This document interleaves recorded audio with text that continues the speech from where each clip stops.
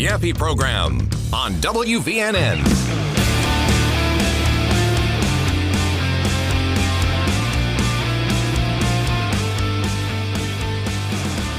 All Iran has to do, all they have to do is say, we don't want nuclear weapons. We don't want nuclear anything. That's all they have to do. Just say they would no longer pursue anything dealing with nuclear energy, weapons, enrichment, whatever. I thought it's really simple, and they just can't bring themselves to do it. I guess because they believe that's their main leverage, not just when it comes to this war against the U.S. Their main leverage there is the Strait of Hormuz, but I guess they realize that they're pretty much surrounded at this point.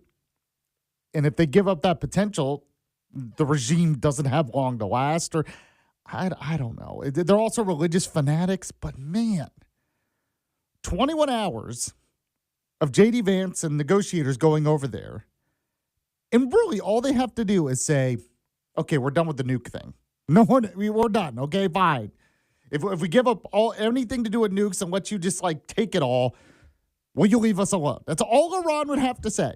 And they cannot bring themselves to do it. And man, it must be frustrating. No wonder J.D. Vance sounded frustrating. But it really is a message, right? I mean, it just shows just how radical they are. I mean, this is what we've been saying. This idea that the Obama-Iran nuke deal was going to really save the day at the end. They are so determined on this. And it's driving Trump crazy. So we'll talk about Trump's reaction to that. We'll talk about the meeting. We'll talk about the blockade that's apparently going on and maybe get your reaction as well. Once again, it's about a week, less than a week into the ceasefire. Do you think it's going to last for another week, or is this all been, just a temporary pause? I do want to give some details on as well that the propaganda press really won't tell you when it comes to the fact that we have had a lot of major victories in this war. And yet, if you listen to the press, you listen to the Democrat Party, you still think we're losing. It's just all been for naught. So we'll discuss that and more. You are listening to the Yaffee program.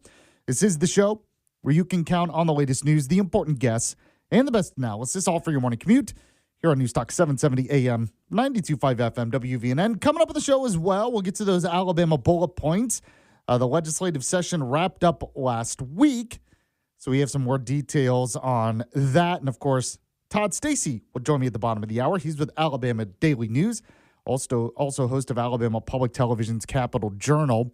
Well, we'll see. Maybe I'll ask him. I used to do this a lot. I haven't done it in a while. Maybe we'll ask him to give the session a grade on what they were able to accomplish, like a letter grade, A, B. And also, there was some stuff that got killed at the last second, so we can talk about that. Later on, Eric Swalwell, not running for governor in California. Yeah, he's a creep. We should have already known that, but I guess we didn't know exactly how bad it was. So we'll get into that. In the next hour, we have the Sunday news shows recap. That's right, recap what happened on those Sunday news talk shows like NBC's Meet the Press, ABC This Week, Fox News Sunday, and others. Give you the highlights, the interviews, because, well, you don't have to worry about it on a Sunday. I give you Sundays off. When you are enjoying your day of rest, so to speak, just know that I'll handle everything. Just in your head, say, thank you, Yaffee, thank you. And I'll say, you're welcome. So I'll have that. We have What's Trending later with Walker. I also end the show with Yaffee's Monster Rewind. We always take your text messages on the Yaffee text line, 866-494-9866, brought to you by RegenesisStemCell.com. Oh, by the way, speaking of Walker, she's producing today. How are you today, Walker? I'm okay. I enjoyed my weekend, but I did get sunburned, so that Oh, yeah, because you went to hurts a little Nashville, bit. right? I forgot about that. Yes, I did. Did you play the board games outside? Is that what happened? Well, we had the board game stuff, and we also went to the Cherry Blossom Festival. Oh, that's cool. That's pretty and cool. I was not prepared. Yeah, that's happened to the best of us. That's happened. And you're pretty fair skin, I think. Yes, So- I am a ginger, so I burn very quickly. Yeah. I do appreciate, just thinking about it here, every time I ask you, you're very honest. I appreciate that about you. When I ask you how you're doing, you really give me an honest answer like every time. I just hate always saying, fine. Yeah, like you're good at that. Like you always have. If you're having a great day, you let me know. If you're not, you let me know. I appreciate that. All right, let's get to the latest in Iran here. As we just mentioned, I'm sure you've already heard the news. The deal did not go through. Vice President J.D. Vance said that, they weren't able to come to any kind of deal. In fact, let's get to that first, because they were over in Pakistan, in Islamabad, trying to make a deal. It was a 21-hour type negotiation, and Iran said, no, we want our nukes. And we're like, how about you give up your nukes? And they're like, no, we're not going to do that. And we're like, no. How about you really give up your nukes? And they're like, no. We want to keep those. And I guess that happened for 21 hours. But go ahead if you can, Walker. Play the J.D. Vance cut for me. We have been at it now for 21 hours, and we've had a number of substantive discussions with the Iranians. That's the good news. The bad news is that we have not reached an agreement, and I think that's bad news for Iran much more than it's bad news for the United States of America. We go back to the United States having not come to an agreement. We've made very clear what our red lines are, what things we're willing to accommodate them on, and what things we're not willing to accommodate them on. We leave here with a very simple proposal, a method of understanding that is our final and best offer. We'll see if the Iranians accept it. We need to see an affirmative commitment that they will not seek a nuclear weapon, and they will not seek the tools that would enable them to quickly achieve a nuclear weapon. All right, so there you go. I mean, literally, I'm just picturing them sitting across from each other at a table. J.D. Vance goes, okay, here's what we want. You to give up your nukes, all of it. And they're like, no, how about we enrich some? And we're like, no nukes. Maybe a little nukes? No, Iran, no nukes. And they're like, how about just some? Just a little bit. And this is going on for 21 hours. Ay. Okay, so President Trump also commented on this. This was before he went to a UFC fight, apparently, in Florida. But he was talking to the media. This is before there was not really a deal made. Go ahead and play Trump Cut 1 for me. I'm getting a lot of reports. They've been meeting for many hours, as you probably have noticed. We'll see what happens. Look, regardless, we win. Regardless what happens, we win. Their Navy has gone 158 ships. They have 28 water droppers, mine droppers, they call them. All of them are sunk. They probably have a couple of mines in the water. We have mine sweepers out there. We're sweeping the strait.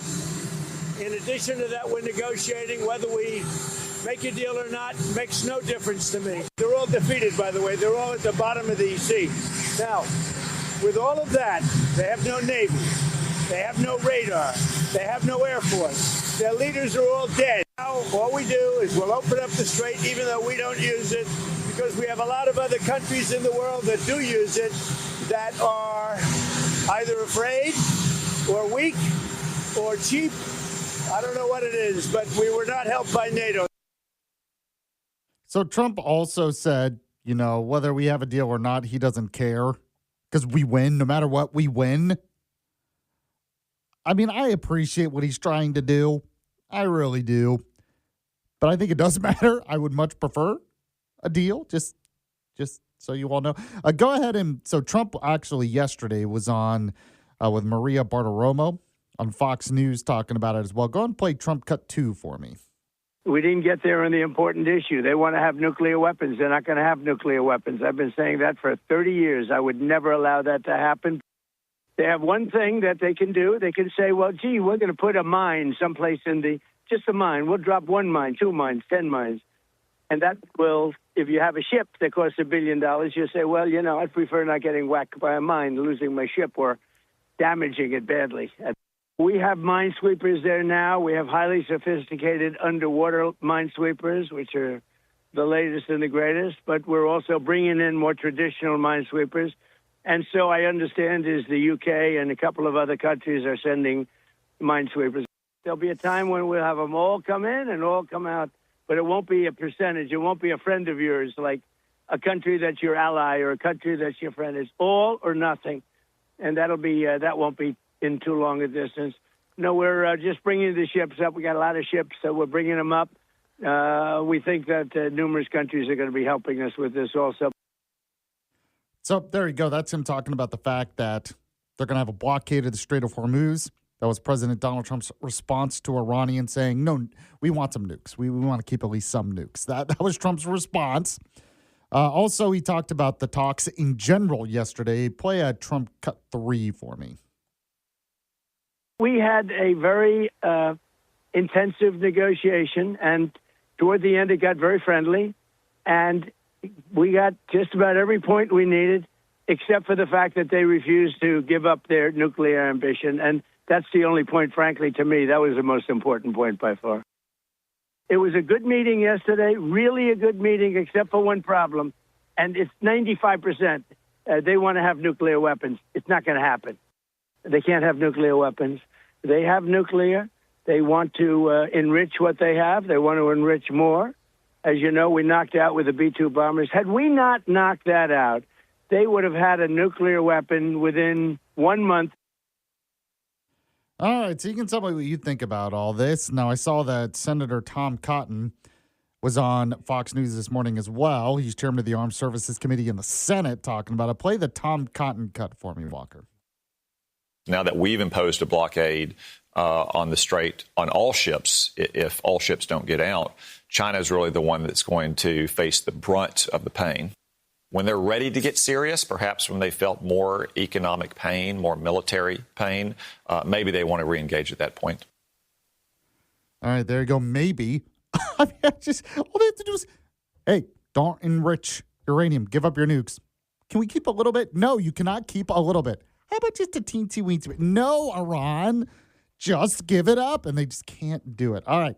If you want to weigh in, you can. We have our Yaffee text line, 866-494-9866, 866-494-WVNN. We'll get to the Alabama bullet points in a moment. Right now, I'm going to tell you about my good friends at Jay's Appliance Outlet. They're not just my good friends. They're the best appliance store around, and you don't even have to just take my word for it. One, you should just go. Their showroom is off 72 in Athens. But I've had several listeners thank me personally for telling them about it because their experience there in getting a new appliance was that good. They pride themselves on great customer service and, of course, great prices. And it's just amazing that they're like, you know, I spread the word. They do most of the work, but people thank me. They're like, gosh, they were so great, way better than expected. That's how it works at Jay's Appliance Outlet. So as I mentioned, they're off 72 in Athens. You can call them as well. Dial pound 250. Say the keywords Jay's Appliance Outlet. They're family owned and operated, and they can service what they sell so your appliance lasts for a long, long time. Jay's Appliance Outlet, when you go, let them know Yaffee sent you. All right, we'll be back here in just a moment on the Yaffee program.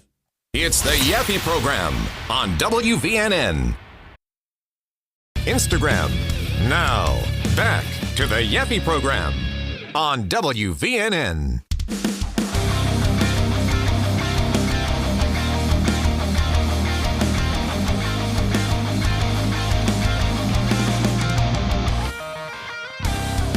Welcome back to the Yaffee program.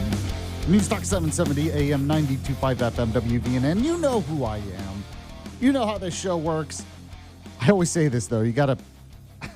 I say you should know how to spell my last name, but there are some of you who don't even know how to say it. So it's Yaffee, Yaffee. It is my real last name, believe it or not. All right, Todd Stacey's going to join me at the bottom of the hour. Right now, let's get to those headlines. Once again, we have the Alabama bullet points. Alabama bullet points. Today's headlines from around the Yellowhammer State. Sponsored by Larry's Pistol and Pawn. Number 4 today, House Democrats in the Alabama legislature are giving low marks for the 2026 session. Gripe about the lack of a lottery bill. They really wanted a lottery bill. As I've said many times before, I believe I'm going to be talking about a lottery bill for the next 20 years. This is never going to, I don't know if it's ever going to happen. Nope, I don't know. House Democrats in the Alabama legislature gave the 2026 regular session low marks as it concluded on Thursday, primarily criticizing the lack of progress on a statewide lottery bill. Now, they argued the lottery could have generated revenue for the Education Trust Fund, supported rural hospitals, provided rebates or aid to public education employees and retirees, and addressed broader budget needs. Now, Representative Waddle Gavan, Democrat out of Birmingham, assigned the session an F, noting that a lottery referendum bill allowing voters to decide constitutional amendment has been filed but didn't get anywhere.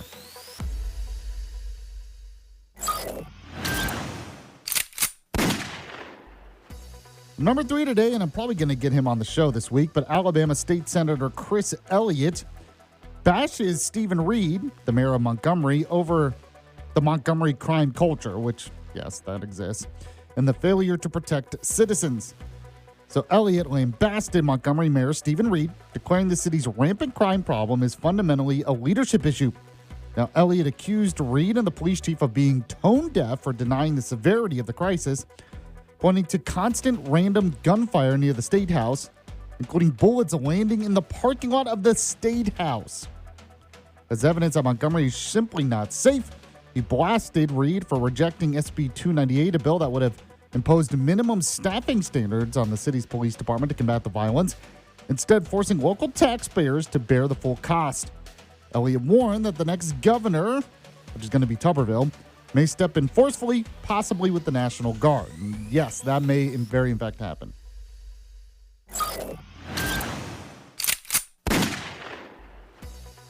Number 2 today, Alabama Attorney General candidate vows to stop wrongful prosecutions of police officers in fatal shootings. So in a campaign event on the 11th, Republican Alabama Attorney General candidate Jay Mitchell, who is a former state Supreme Court justice, vowed to create a critical incident assessment team if elected. Now, the team would review evidence like body camera footage and officer-involved fatal shootings and provide independent assessments to prevent what he called wrongful prosecutions of police officers. Now, inspired by cases such as the 2016 conviction of Montgomery officer Cody Smith in the shooting of Gregory Gunn and the pending case against a Decatur officer and the 2023 death of Steve Perkins. Now, Mitchell agreed the unit would ensure decisions are grounded in facts, not politics or public pressure. So there you go. See if that helps his campaign.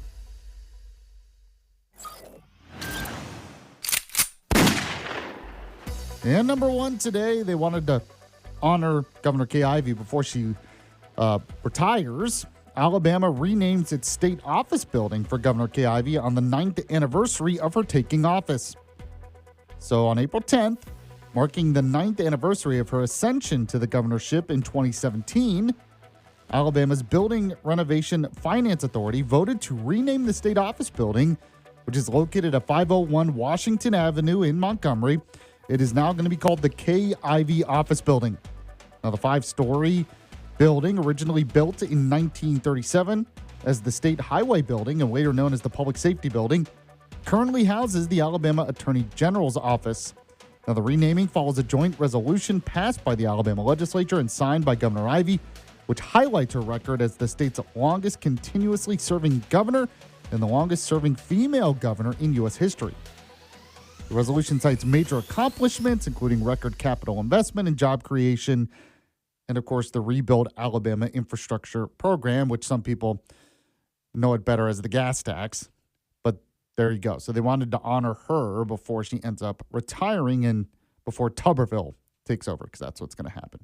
All right, by the way, the bullet points brought to you by Larry's Pistol and Pawn. They're located in Madison off Greenbrier Exit 3 by the Big Rusty Water Tower. The best place to shop, yes, for jewelry in town. You might think, no, I got to go to some fancy jewelry store. Or maybe I'll go to the mall and go to there and, it just seems really nice. Okay, yeah, maybe it seems fancy, but they're going to make the price fancy, and that means they're going to make it very expensive. Get the same great quality jewelry at Larry's Pistol and Pawn for a much better price, whether you're looking for earrings maybe or a necklace or whatever it might be, an engagement ring perhaps. They have all of that and more at Larry's Pistol and Pawn in Madison. So go today and you can put jewelry on layaway, which is really cool. They have special financing options as well, and the selection is bigger than ever. Larry's Pistol and Pawn in Madison, another location in Huntsville off North Memorial Parkway. And go to the website pistolandpawn.com. Make sure to let them know Yaffee was the one who sent you.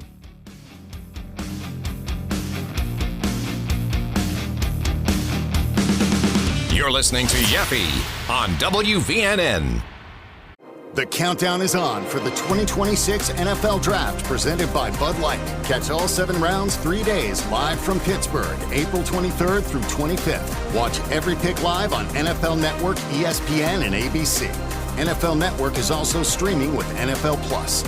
It all starts Thursday, April 23rd at 8 p.m. Eastern. Visit NFL.com/draft for more information. Subscription required for NFL Plus. Visit plus.nfl.com for terms. Action. Next roll with Vernon Davis. I'm your host, Vernon Davis. Okay, y'all, thank you.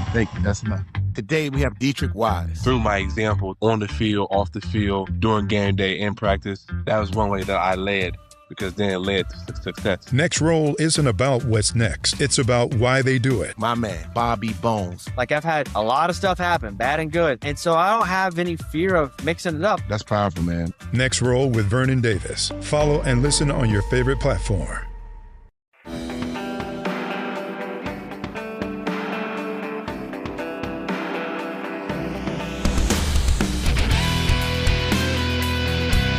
Well, obviously, international news and Trump news is dominating once again in the world. Welcome back to the Yaffee program, by the way, here on WVNN. I forgot, I really didn't even get into much of Trump's posts on Truth Social about the Pope, and it's like another one of him looking like he's healing someone like Jesus, and it's just, part of me is like, yeah, okay, Trump. That's Trump. He posts and says a lot of stuff. It's really not new at this point, but I guess I should have mentioned it. But really the big news is what's going on with the Strait of Hormuz today and the war in Iran. But also, we have a lot to get to when it comes to what's going on in Alabama as the legislative session wrapped up last week. And so you have some of the Democrats upset about it, but Republicans feel like it was pretty successful. So to talk more about all of this right now is Todd Stacy. He is with Alabama Daily News, which you can read every day at aldailynews.com. He's also the host of Alabama Public Television's Capitol Journal, which you can see on live on public television or get the podcast anywhere podcasts are available or the videos on YouTube. And I know they always post it at Alabama Daily News. Todd, how are you this Monday morning? I'm great, Yaffee. How are you? Doing good, doing good. So before we get to the Alabama stuff, got to ask, the talks broke down over the weekend between Iran and the U.S. Trump announced a blockade of the Strait of Hormuz. This morning, I guess, a lot of that has started. They're sweeping for mines. I mean, Iran just can't agree to give up nukes, can they? They just can't seem to agree to that. What do you think? Yeah, well, I think what's important here is understanding that Iran, and by Iran I mean the regime, just has a different set of incentives and motivating factors than we do. I mean, we think in terms of a Western, mentality, and we understand, okay, we're going to wipe you off the face of the earth, and that should be a good enough deterrent to elicit better behavior, right? Hey, we're going to kill you, so you need to surrender. Well, they don't see it like that. They see, martyrdom and glory and all that. To end the regime, to surrender would be worse than to die, and so that's what we're dealing with here, and so it's tough for us to figure that out when we have just a totally different set of incentives. And so, yeah, I think force. I think Trump's figured out that force is the only way to really get across to the Iranians, and so that's what we're doing. Doesn't mean it's not without risk. I mean, this is a very volatile situation that it's going to put our servicemen in harm's way. I think we need to be realistic about that. Understand that that's what's going on here. Again, I think the ultimate goal and is good. I think it's noble, but we need to be prepared to see it through because this is going to be very dangerous. Yeah, and I agree with that. And my one criticism really from Trump in all of this is he did a poor job rallying the American people at the beginning. Oh, yeah. It was just it just happens. And it's like, well, you got to explain it. And I mean, it's a balance because you don't want to telegraph your strategy to the bad guys. You don't want to give up the game, but you're absolutely right. He did not explain our goals. He did not explain our war aims. I mean, those of us kind of in the know and that read a lot and they're kind of dialed in, I think we understand it. From all that, but your everyday American, they need to be bought in too. We understood some of the wars after 9/11, and you gotta make the case to the American people. Hey, we've been at war with Iran for 50 years. We just haven't been fighting it. They've been killing us, but you got to explain all this, and because he didn't, he's kind of having to explain it retroactively, and that's not very helpful. So yeah, I agree with you. That was a mistake, and but now we've got to see this through. We can't just give up and say, well, we got rid of a lot of their military, and now good luck. I really do think he's going to have to see it through. Speaking with Todd Stacy of Alabama Daily News, let's move on to what happened last week in the Alabama legislature. Wrapped up the session. Democrats were complaining that they never got to a lottery bill. I don't think you or I are really surprised by that. But what do you think of the last few days? Yeah, I mean, it was time for it to end. That was the prevailing thought. It was kind of past time. Everybody, this has been kind of a grinding session, and so it was time for it to end. But no, they got the budgets finished. That's the main job. And then toward the end, there were a couple of bills that people were wondering about.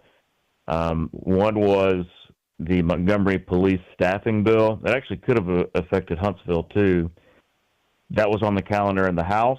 It never came up. They were just never going to have enough time to pass that or debate it. So that, one of the most controversial bills of the session, that died in the House. But in the Senate, it was the party registration bill, right? There's this legislation to require that people register with the Republican Party or the Democratic Party in order to vote in one of those primaries.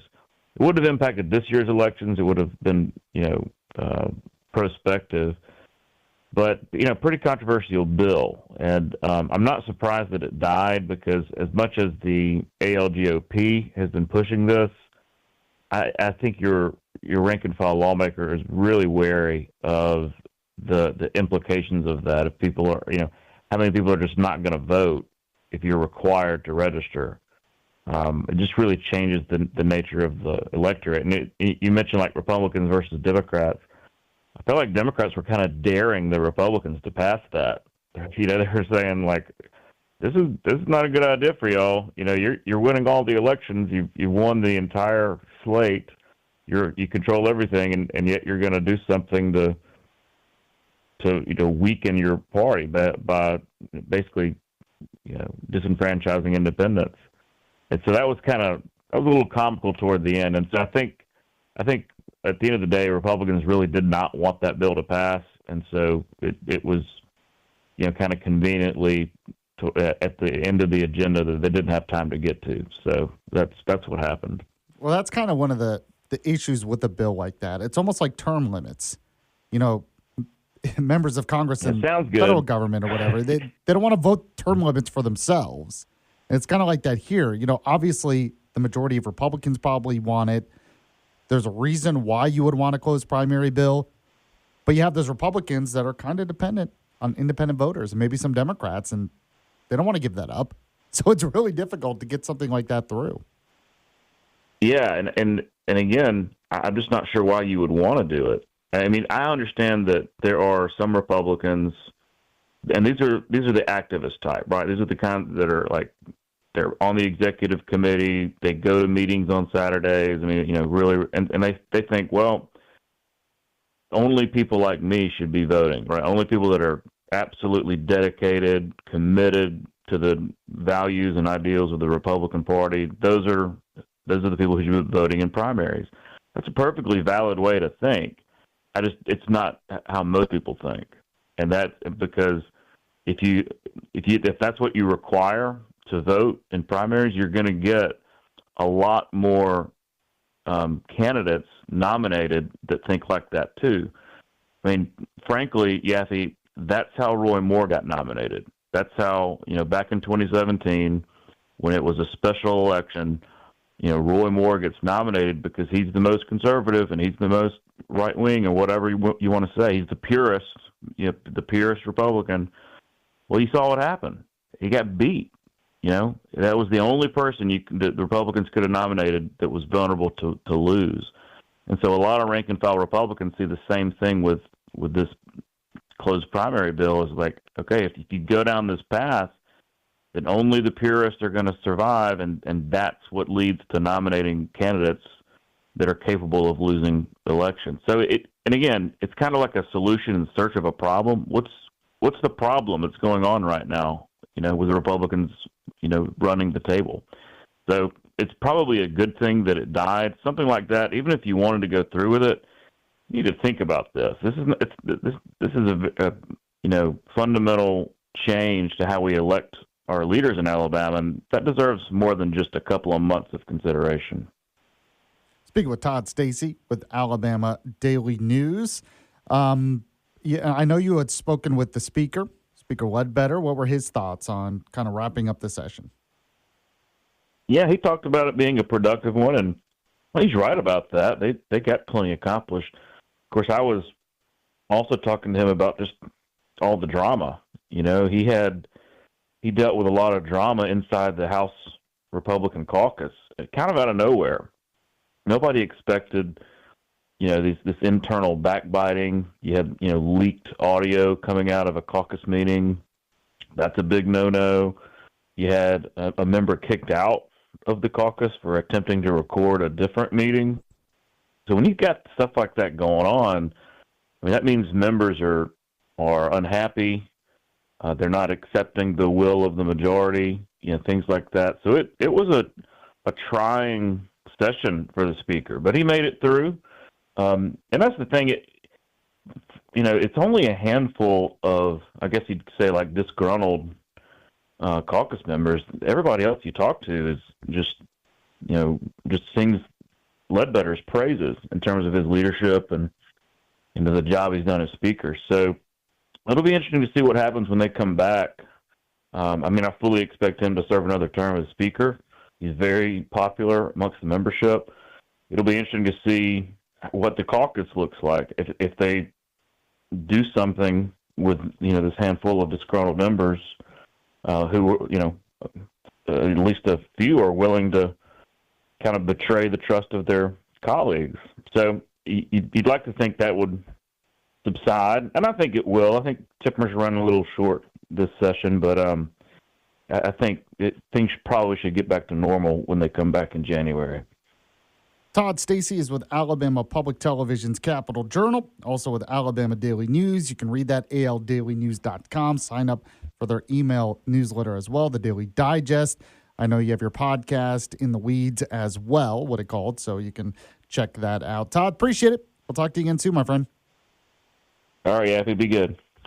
All right, there you go. He had a pretty interesting take there when it came to closed primaries. I tend to support closed primaries, but he seemed to be very much against it.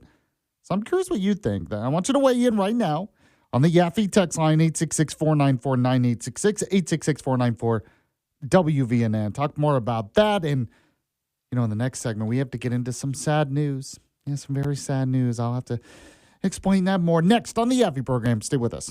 The Yaffee program.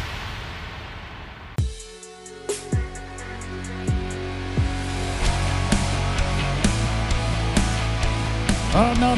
Gotta fade down this music. Gotta stop the music. It's too exciting today because unfortunately we have some sad news to get to today. I don't know how we're gonna do it, but we're gonna, especially the people of California. I don't know how you're gonna do it. According to the latest here, Eric Swalwell, the guy who had an affair with a Chinese spy, he's ended his gubernatorial bid. He's dropping out. He's not going to be California's next. He's not going to be there. What are we going to do? According to Yahoo News here, it says on Sunday, Representative Eric Swalwell ended his campaign to be governor of California after a former staffer and other women accused him of rape and other sexual misconduct. Holy cow. Sorry. It's so sad. What are we going to do? In a statement posted on X, Swalwell apologized for mistakes in judgment. Yeah, I'm sure you're in front of a court and you're accused of rape and you say, no, it's mistakes in judgment. Okay, see if... I'm sorry. Back to crying. It's so sad. He had made mistakes in judgment while also saying he would defend himself from the serious fake accusations that had been made. California, I don't know what you're going to do. Now, Swallow's former rivals in the governor's race have called on him to resign. Those big meanies, how dare they? Swallow to get out of this.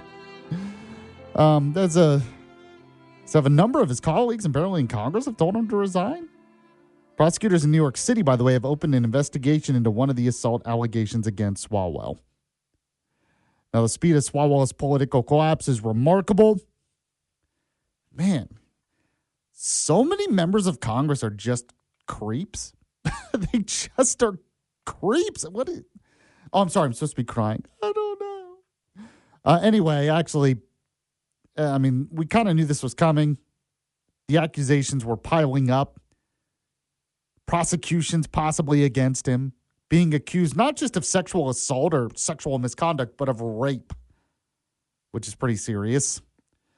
And it's multiple people. It's usually what happens when someone drops out. It's because it's just the evidence starts to be a little overwhelming. But actually, go ahead. Eric Swalwell actually put out a recorded statement as well. So play the Eric Swalwell cut for me, Walker, on this. A lot has been said about me today through anonymous allegations, and I thought it was important that you see and hear from me directly. These allegations of sexual assault are flat false. They are absolutely false. They did not happen. They have never happened, and I will fight them with everything that I have. They also come on the eve of an election where I have been the frontrunner candidate for governor in California. I do not suggest to you in any way that I'm perfect or that I'm a saint. I have certainly made mistakes in judgment in my past, but those mistakes are between me and my wife. And to her, I apologize deeply for putting her in this position. I also apologize to you if in any way you have doubted your support for me. But I think you know who I am. For over 20 years, I have served the public. As a city councilman, as a member of Congress, and as a prosecutor who went to court on behalf of victims, particularly on behalf of sexual assault victims. That's who I am and have always been. This weekend, I'm going to spend time with my family and friends, and I appreciate those who have reached out to me to show support, and I look forward to updating you very soon. All right, so you buying any of that? Was it just kind of mistakes he made in terms between him and his wife? Or is it something more? I guess we'll find out. He's going to find out in the court of law. That's really what forced him out, is he's going to be stuck in court defending himself on this. So there you go. Maybe you really are sad. As you can tell, mine are not that. Anyway, in the last segment, I was speaking with Todd Stacey. He is against, you could hear him say it, he is against closed primaries in Alabama because it would turn off too many moderates and independents. Thinks that if you really get the activist, hardcore conservative Republicans as the candidate every time, they're going to start losing against Democrats. It's kind of the point there. I wanted to know what you thought of this. One person texted in. I want you to text in as well, 866-494-9866. One person said this. Said, I take exception to Todd Stacey's comments on closed primary motivations resulting in candidates being too conservative.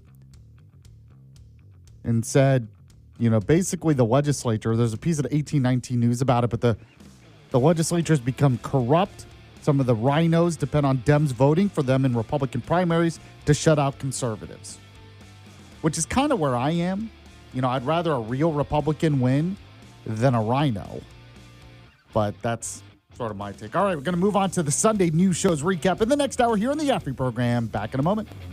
It's the Yaffee program on WVNN. The NFL Draft, presented by Bud Light, is coming to Pittsburgh, and it's your chance to witness the future of the game for free from April 23rd to April 25th. Feel the energy of the NFL Draft. See the Vince Lombardi Trophy and Super Bowl rings. Meet NFL players and legends. Enjoy interactive games and live music performances, and be there as the future of the NFL takes center stage. The NFL Draft starts April 23rd. Register for free entry at NFL.com/draft access today.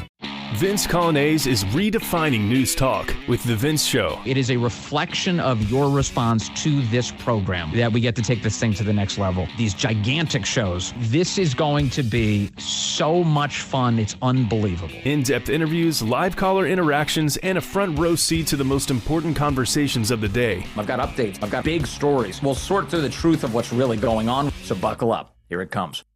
The Vince Show. Follow and listen on your favorite platform.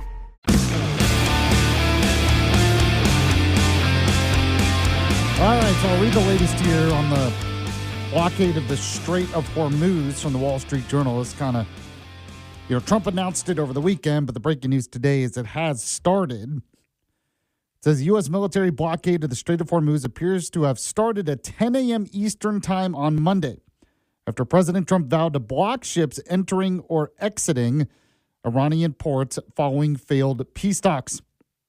Now, UK Maritime Trade Operations issued an advisory to mariners saying that maritime access restrictions were being enforced for Iranian ports and coastal areas along the Persian Gulf, Gulf of Oman, and parts of the Arabian Sea. The UK MTO, which is affiliated with the British Royal Navy, said the restrictions were being applied to vessels of any flag engaging with Iranian ports, oil terminals, or coastal facilities. So it has started. It looks like this was kind of Trump's next play here, playing card, that if Iran's going to try to block it, fine. The U.S. will block everything. And this is after 21 hours of negotiations where J.D. Vance was like, can you give up your nukes? And they're like, no. Well, how about you give up enrichment? And they're like, no. And they're like, you're going to have to give up. Oh, can we keep a little bit? Iran goes, can we keep some? We'll keep some. And we're like, no, give up all of it. And they're like, we'll keep a little bit. We'll keep some. No, you got to get rid of it. And Iran's like, we'll keep it a little bit, a teensy bit. And that's basically what they did for 21 hours. I'm assuming. I wasn't there, but come on, it's probably what happened. So we'll talk about that and more here on the Yaffee program. News Talk 770 AM, 92.5 FM, WVNN. Oh, it's Monday as well in the 10 o'clock hour. So you know what that means. Time once again for the Sunday news shows recap.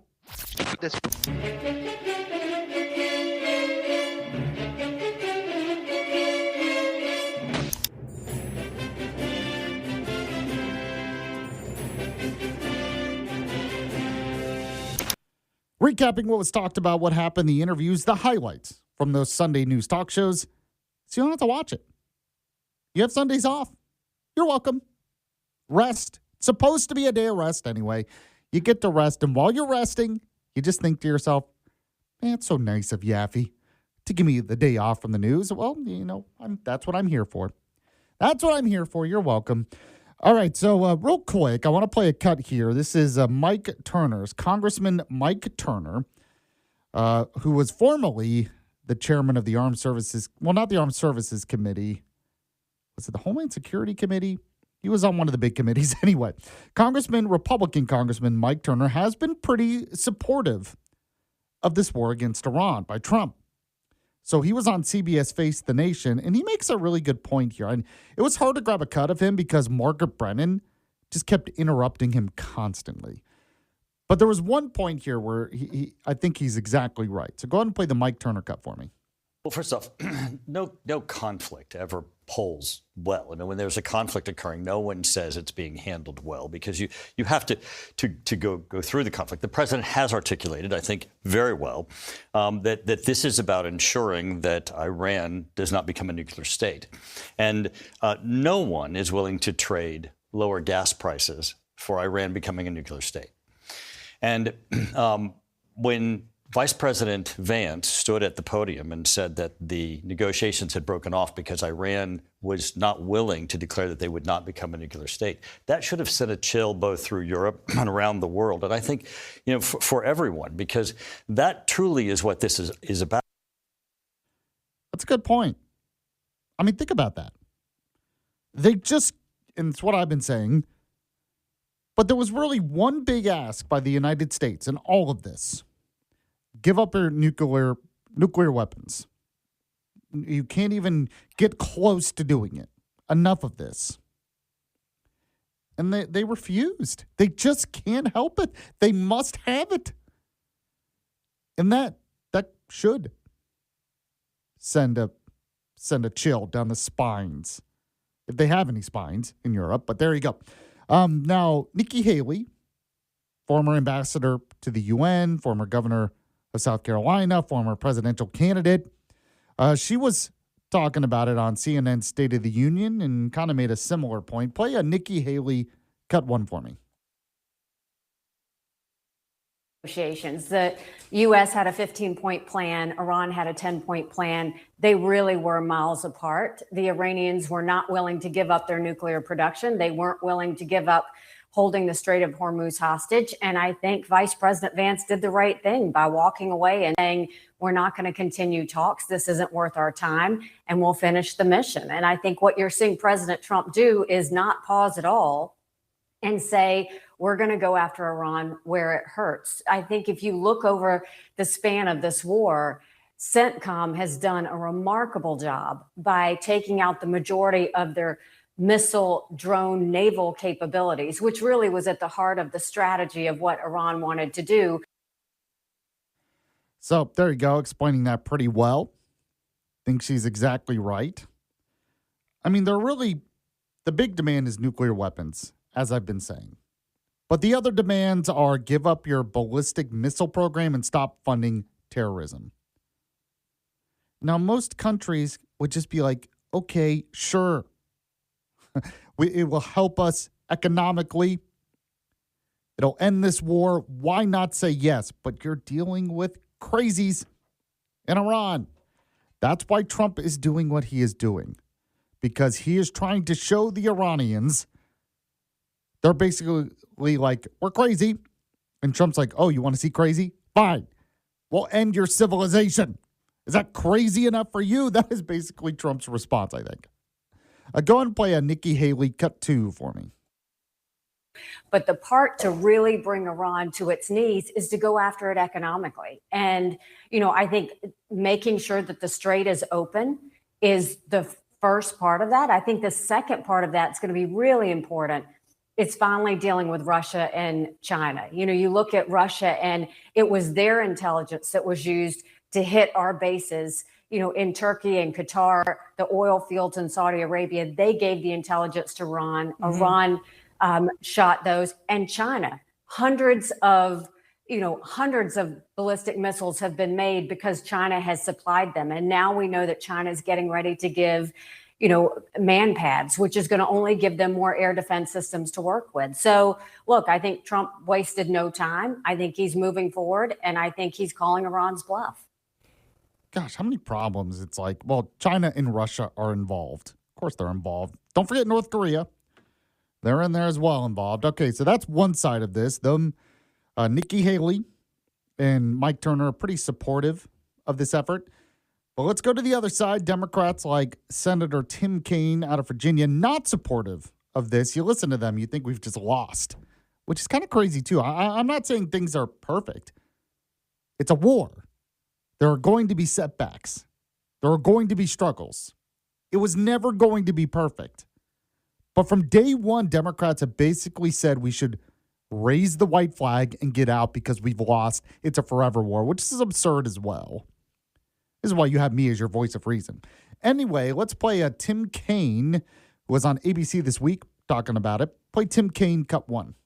Well, Martha, we need to extend the ceasefire. We shouldn't be in this war to begin with. You know, what people need to realize is we had a diplomatic control over Iran not seeking a nuclear weapon that Donald Trump decided to tear up. And we had an open Strait of Hormuz and reasonable gas prices up until February 27th when Donald Trump launched this war without the support of allies, the American public, or Congress. And so the ceasefire, while it is not perfectly holding, we need to find a way to extend it past April 21st. Both parties, when they left the negotiation in Pakistan, said the door wasn't closed to additional negotiation. And so even an imperfect ceasefire is better than resuming full war. I'm going to force a vote on another war powers resolution in Congress this week in the Senate because returning to full war will just compound the suffering of American troops and the American citizenry who are suffering under a very, very devastated economy because of what Donald Trump has done. Now, it is true that gas prices were lower before the war. It's also true that if Democrats had their way for the past 20 years, it would be double because of all their Green New Deal nonsense. It's true we're a net energy exporter because of Trump policies. I keep reminding people of that. But Democrats really seem to believe that the best way to deal with Iran is to bribe them and cater to them. And maybe they won't get a nuke. In fact, he basically says that here. Play Tim Kaine cut 2 for me.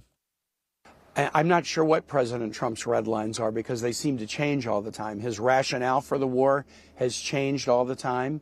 The threat to bomb the entire civilization, and 90 minutes before that, okay, we're not going to bomb the entire civilization.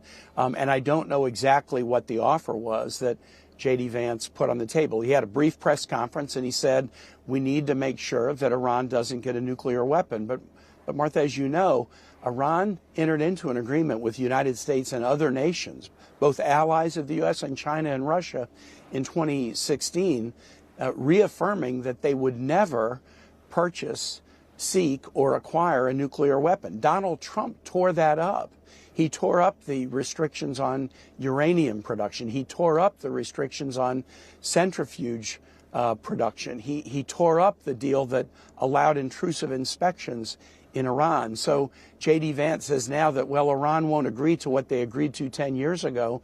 I'm sure Iran wonders if we agree to it, will the United States tear it up again and bomb our civilian infrastructure and kill school children and engage in an assassination campaign against our leadership?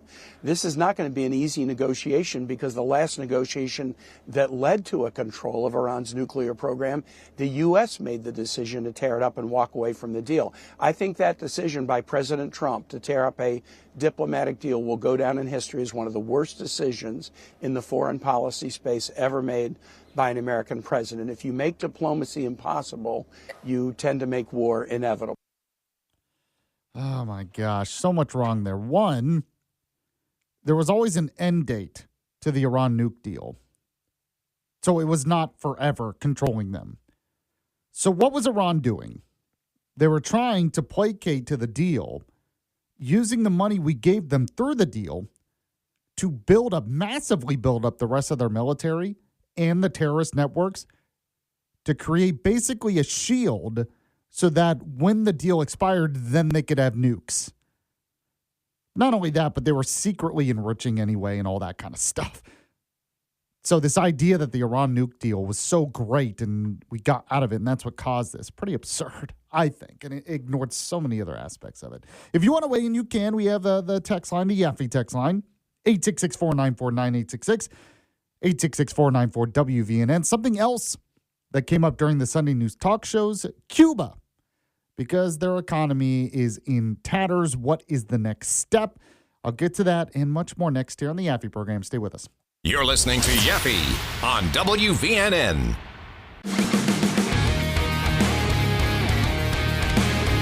We're back here on the Yaffee program. News Talk 770 AM, 92.5 FM, WVNN. You can also listen online as well, WVNN.com. We have the iHeartRadio app, the TuneIn Radio app, Alexa, Siri, Google, or the WVNN app. You can listen live at all of those places. So check it out. If you can't get us on the radio, you don't really have any excuses nowadays to listen to me. What can I say? And if you missed the show live, the podcast, we'll be up at the website, WVNN.com, or anywhere you get your podcasts. All right, time for the second segment now of the Sunday News Shows Recap.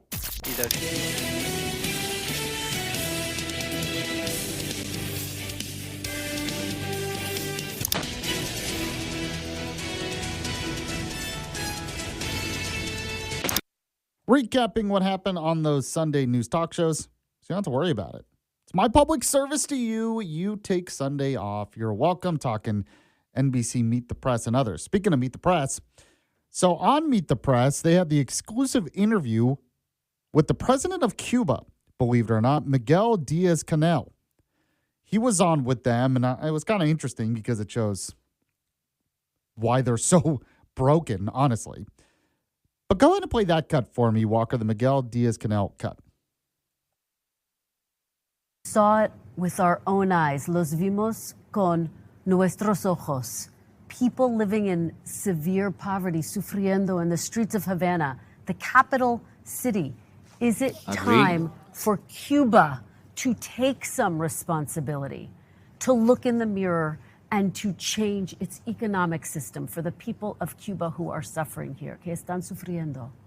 Nosotros siempre hacemos análisis muy autocríticos. We conduct very self-critical analysis and assessment of our reality, and we're trying to constantly transform and change what we do in order to improve what we do. But that's got nothing to do with the political system. It is not our political system that is embracing that inability to move forward.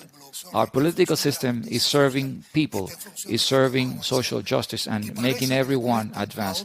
And it seems that it bothers other people around the world because of what it represents, because it is our system for ourselves, not that we want to impose our system on anyone else. And they try to block it like this. Now, you impose it on your own people. I doubt that the majority of people in Cuba want that system.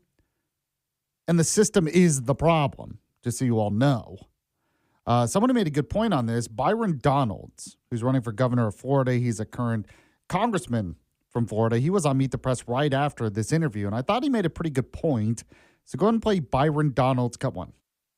I believe there needs to be full-scale regime change in Cuba. What you just heard was a dictator who wants to have the same deal as the Castro brothers, that he wants to be able to rule Cuba with an iron fist and die in office. That's what it sounded to me. I think what the American people need to understand is that Cuba for 67 years has been a communist dictatorship. They have suppressed the free speech of the Cuban people. The Cuban people today are rationing food. You talked about their power grid. Their economy's flat on their back.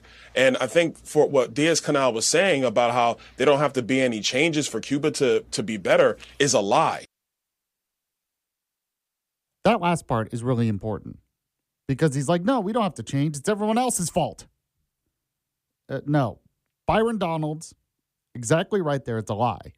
Go and play cut 2 of Donalds for me. If you examine the history of governments around the world, free and open societies like America, that is where the people actually thrive and succeed and excel.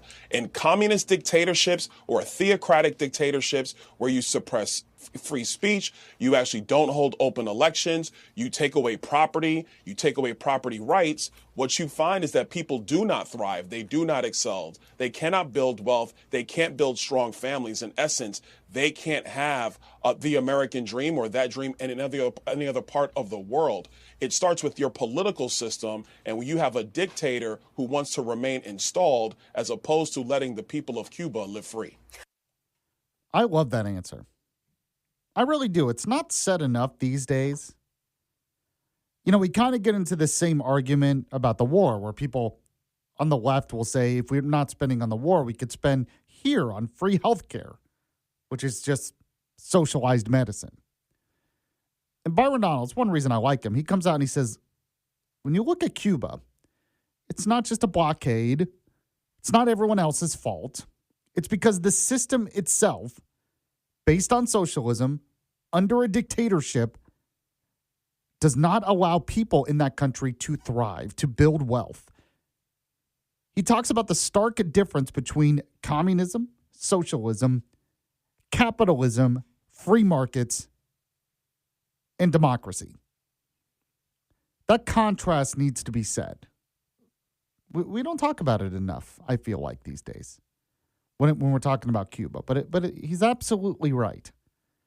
So him just blaming everyone else, no, your system is the problem. If you want to help the people of your country, open it up to freedom. Open it up to capitalism. Open it up to democracy, to voting, to elections. So I thought that was pretty good. I wanted to play that cut for you. All right, coming up next, we got What's Trending. As you know, Walker is here producing. After that, we'll end the show like we usually do with the Yaffee Program Rewind. You are listening to the Yaffee Program. I'll be back in just a moment.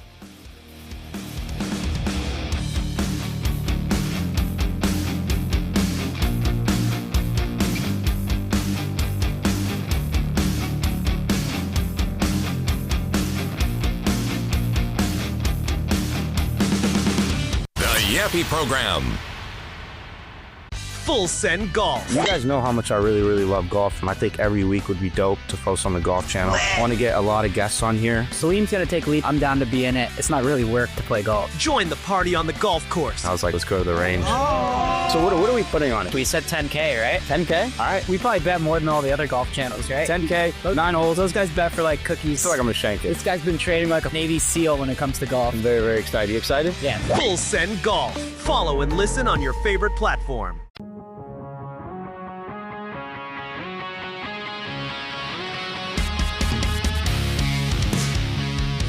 Newstalk 770 AM, 92.5 FM, WVNN. Welcome back to the Yaffee Program. Don't forget to like the Yaffee Facebook page. Follow me on X at Yaffee or Instagram at Yaffee Live. I always post things like the bullet points, my stories that I write at yellowhammernews.com, and lots of other great stuff as well. So check it out on all my social media. Walker is here. Speaking of social media, so let's do it. We have What's Trending with Walker.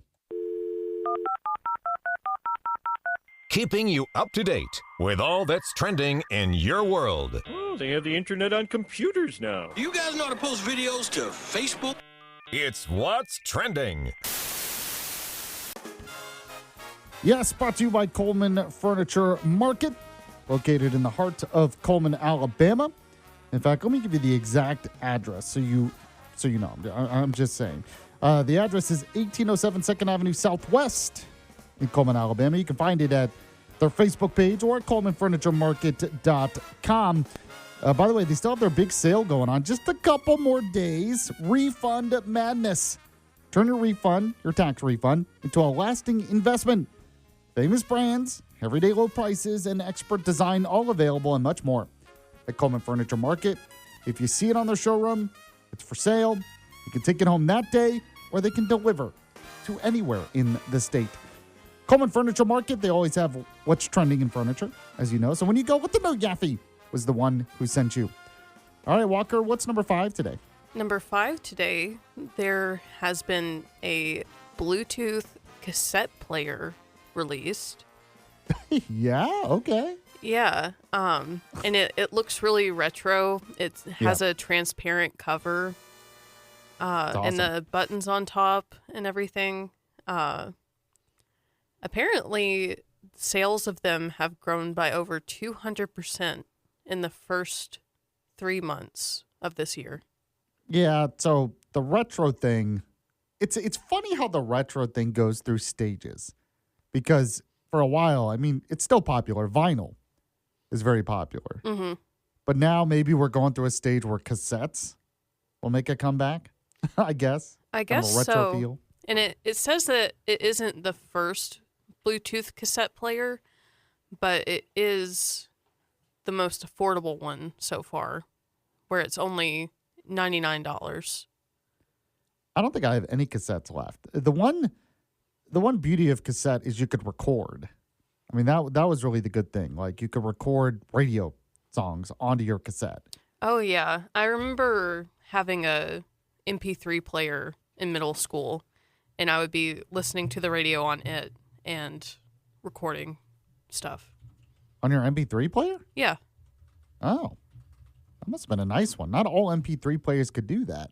It may have been like an MP4 player. Interesting. Okay. I mean, that's cool. That's cool. But yeah, I remember, because that was a big thing, because you couldn't really do that on vinyl.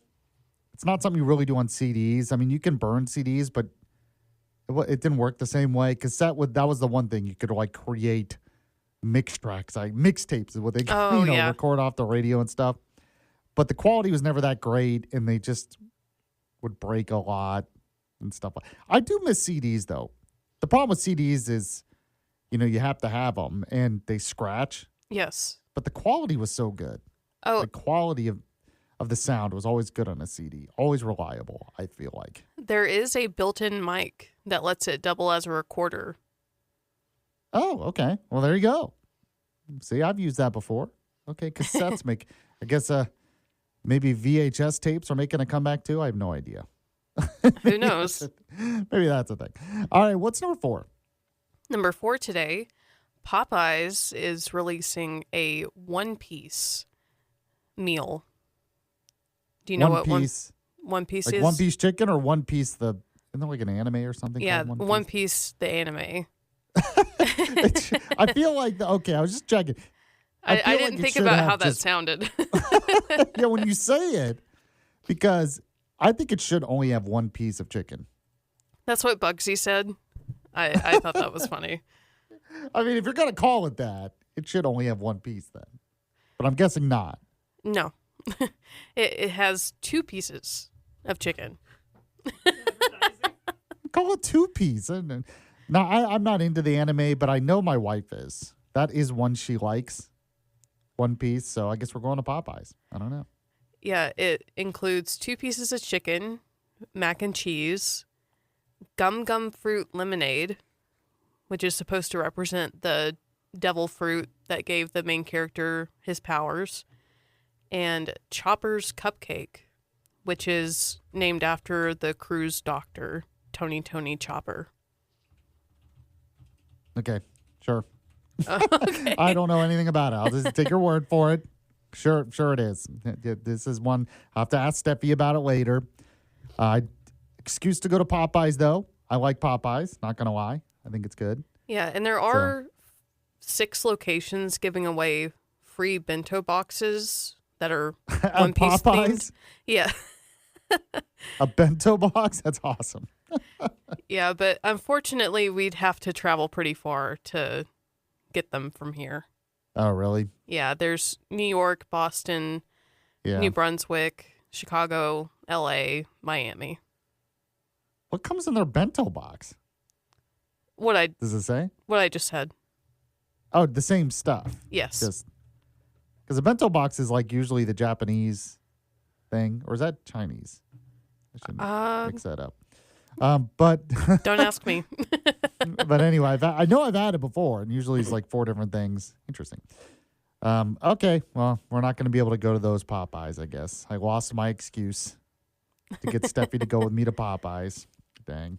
All right, what's number 3? Number 3, the beloved Busch Light apple beer is returning, and people it was beloved? Okay, didn't know that.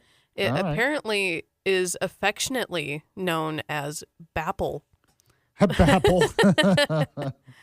But it'll be available nationwide by the end of April. In 2025, during its first month available, it had captured more market share than any other brand and sold 1.2 million cases. Wow. Well, I mean, I like Angry Orchard. That's a cider, but maybe it kind of has that kind of taste. I have no idea. Never tried it. But, I mean, do you really want to be the guy at the bar that says, I'll take 1 Bapple? I mean, do you want to be that guy? I I'm- just don't. I mean, do you want to be the guy asking for Angry Orchard? I don't. Well, fine. Fine then. I thought Angry Orchard sounded better, but maybe not than Bapple.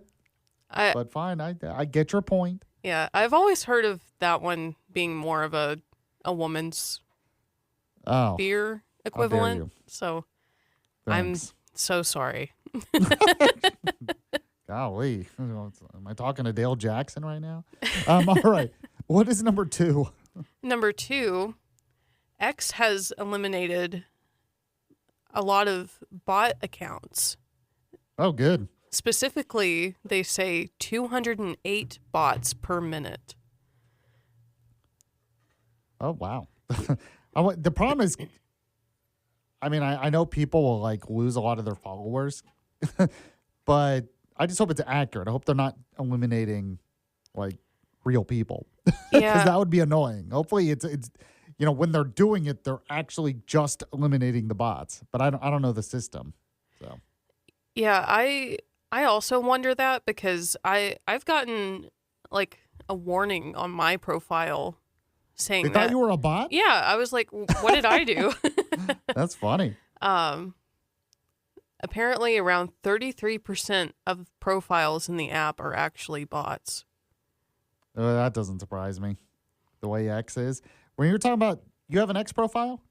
I do, but I very rarely use it. Oh, okay. I was about to say, you're not following. I don't think you're following me. I don't think I'm following you. It's very disappointing. I see how it is. Probably because I drink Angry Orchard. Apparently, that's very offensive to you. Fine. See how that I didn't is? say it was offensive. I just interpreted it that way. Just very, very offended. But no, it doesn't surprise me. And yeah, that's what I'm wondering. Are they going to eliminate real people? I'm sure we'll find out about it. Yeah, it does say that it will get harder to do as AI advances. To have a bot? Yeah. Yeah. I could see that. All right, what's number 1? Number 1 today, the Artemis 2 landed back on Earth. And Yes, it did. this past weekend, while at my friend's retirement party, the bar we were at actually started playing it on their big like projection That's screen. cool. Yeah, it was awesome. Live? You're talking about they played it live? Yes. That's so cool. See, I'm telling you, this is the one thing that has like united the country. Everybody's into it. Did you watch it? Yes. An alert popped up on my phone, so I watched it on my phone, but I did watch it. Okay. And it seemed cool. Yeah, I thought it was really interesting to watch how the parachutes release Yeah. and then the inflation devices once they landed in the water. Yeah, it's funny because that's actually old technology. That's really the kind of stuff they used back in the 60s during those moon missions or parachutes and floats. It's just we're not used to it because we had the shuttle. Yeah, so right. we got used to the idea of it landing. So they went back to rockets. So we see that, and it's like, oh, it's kind of a reminder. But yeah, it's awesome. I mean, further away than any human before. We're going to have bases on the moon. They're going to put a Starbucks up there pretty soon, I'm sure, which would be fine with me. I like Starbucks. All right, Walker, I appreciate it. Thank you so much. We'll be back in a moment here on the Yaffee program. It's the Yaffee program on WVNN.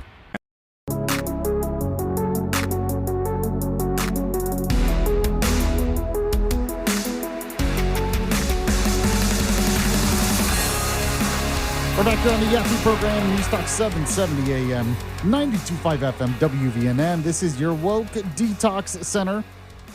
It's like a rehab if you deal with a lot of lefty nonsense in your life. You listen to me, you're cleansed. What can I say? You feel better. That's how it works. All right, got to end the show like we usually do. We have the Yaffee program rewind.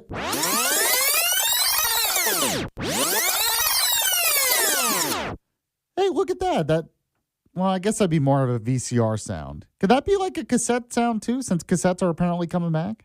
We had that on What's Trending? I think it's definitely more VHS. Oh, All right. Still not with the times, I guess. Anyway, this is the time of the show where I remind you, if you missed it, the podcast is up on the website, WVNN.com, on the WVNN app as well, or iHeartRadio, Spotify, Apple Podcasts, wherever you get your podcasts. I think I use something called Castbox, which is weird, but it works okay.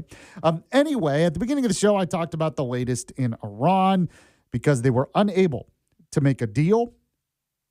Basically, this is how the meeting went. J.D. Vance sat down with the Iranian delegation in Islamabad in Pakistan, and J.D. Vance said, okay, here's the thing. We'll stop if you get rid of your nukes. No nukes for you in the future, ever. And Iran's like, no, we're going to keep our nukes. And J.D. Vance is like, no, you don't understand. This will continue on unless you get rid of your nukes. And they're like, we'll keep some of them. And J.D. Vance is like, no. You got to get rid of all of your nukes. And they're like, how about just a little bit? How about we'll keep a little bit of them? And J.D. Vance is like, And that went on for 21 hours. Go ahead if you can, Walker. Play the J.D. Vance cut I sent you. This was him after the meetings fell through over the weekend. We have been at it now for 21 hours, and we've had a number of substantive discussions with the Iranians. That's the good news. The bad news is that we have not reached an agreement, and I think that's bad news for Iran much more than it's bad news for the United States of America. We go back to the United States having not come to an agreement. We've made very clear what our red lines are, what things we're willing to accommodate them on, and what things we're not willing to accommodate them on. We leave here with a very simple proposal, a method of understanding that is our final and best offer. We'll see if the Iranians accept it. We need to see an affirmative commitment that they will not seek a nuclear weapon, and they will not seek the tools that would enable them to quickly achieve a nuclear weapon. All right, there you go. So we talked about that. Also, Trump, after the fact, announced a blockade to the Strait of Hormuz, so no Iranian ships or Iranian ally ships will be able to go through the Strait of Hormuz. So it's kind of beating them at their own game, so to speak. So Trump talked about that. Go ahead and skip down to cut 2 of Trump for me. We didn't get there on the important issue. They want to have nuclear weapons. They're not going to have nuclear weapons. I've been saying that for 30 years. I would never allow that to happen. They have one thing that they can do. They can say, well, gee, we're going to put a mine someplace just a mine. We'll drop 1 mine, 2 mines, 10 mines. And that will, if you have a ship that costs $1 billion, you'll say, well, I'd prefer not getting whacked by a mine, losing my ship or damaging it badly. We have minesweepers there now. We have highly sophisticated underwater minesweepers, which are the latest and the greatest. But we're also bringing in more traditional minesweepers. And so I understand is the UK and a couple of other countries are sending minesweepers. There'll be a time when we'll have them all come in and all come out, but it won't be a percentage. It won't be a friend of yours, like a country that's your ally or a country that's your friend. It's all or nothing. And that won't be in too long a distance. No, we're just bringing the ships up. We got a lot of ships, so we're bringing them up. We think that numerous countries are going to be helping us with this also. So we talked about a lot of that at the beginning of the show. If you missed it, the podcast is up. Then after that, we did the Alabama bullet points, the top stories from around the state, including the fact that the legislature wrapped up last week and Alabama renamed their state office building for Governor Kay Ivey to honor her. So I had the details of that and more on the bullet points. Check that out. Then we spoke with Todd Stacy, who was with Alabama Daily News. One thing he mentioned, is why the bill failed that would basically close primaries, where Democrats couldn't switch over last minute and vote in Republican primaries. Todd Stacy seems against that bill. Says a lot of Republicans should be, because if you have very strong activist conservative Republicans that end up the nominee, then the Democrats have a better chance of winning. Not sure I buy into that, frankly. But we talked about that earlier. The podcast of that interview is up. Then, yes, Eric Swalwell, Democrat representative, Democrat congressman out of California running for governor there, has dropped out of the governor's race because of multiple allegations of sexual assault from his former staffers. Believe it or not, this is the same guy who had an affair with a Chinese spy. So obviously this has been going on for a while because China understood that's how you could get to him. Go ahead if you can. Play the Swalwell cut for me, Walker. A lot has been said about me today through anonymous allegations, and I thought it was important that you see and hear from me directly. These allegations of sexual assault are flat false. They are absolutely false. They did not happen. They have never happened. And I will fight them with everything that I have. They also come on the eve of an election where I have been the frontrunner candidate for governor in California. I do not suggest to you in any way that I'm perfect or that I'm a saint.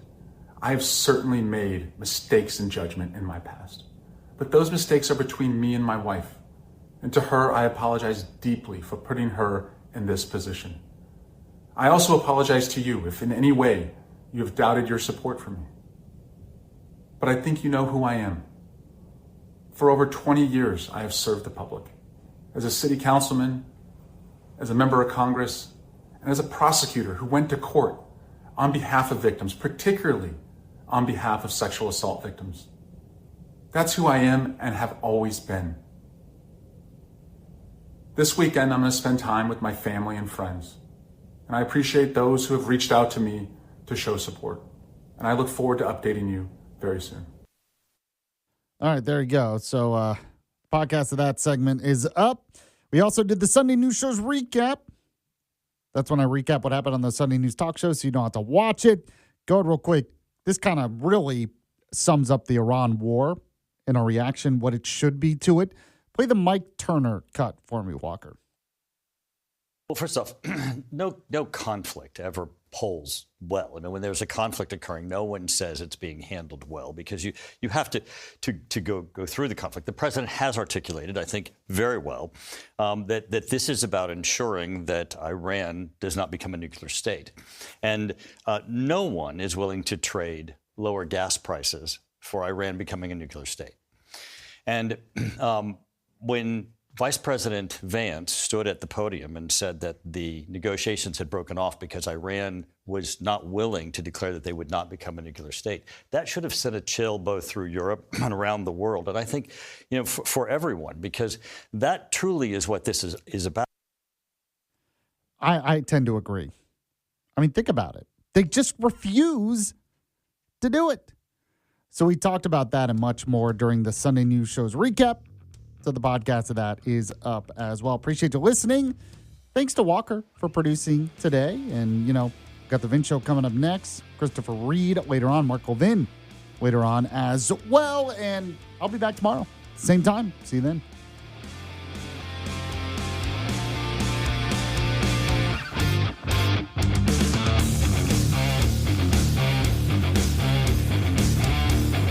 You're listening to Yaffee on WVNN.